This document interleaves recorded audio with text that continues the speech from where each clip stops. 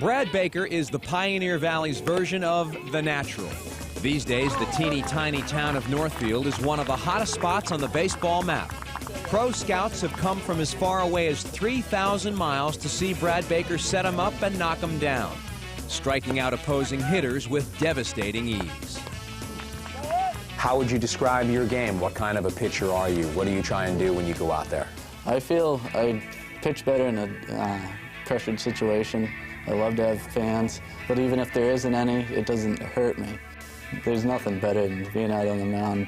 Like off the field, I'm a shy kind of person. I'll talk to people here and there, and on the field, I love being that center of attention where I want to be the one to win that game, or I try to be. And Brad Baker has been that player. In his last two starts against Athol and East Hampton, he struck out 17 and 18 hitters respectively. Yesterday's 18 strikeout showcase was also his third career no-hitter. Brad has learned to pitch by listening to his father, his coach, and by watching the big boys do their thing.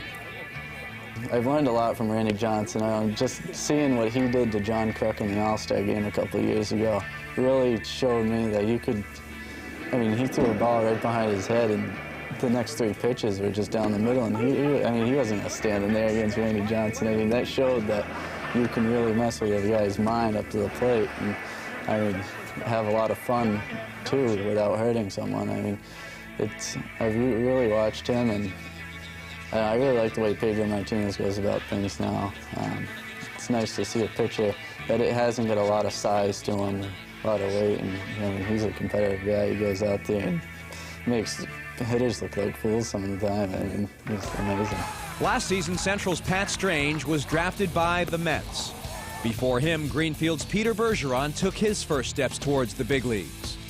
And a decade ago, Holyoke's Mark Wohler signed his first pro contract.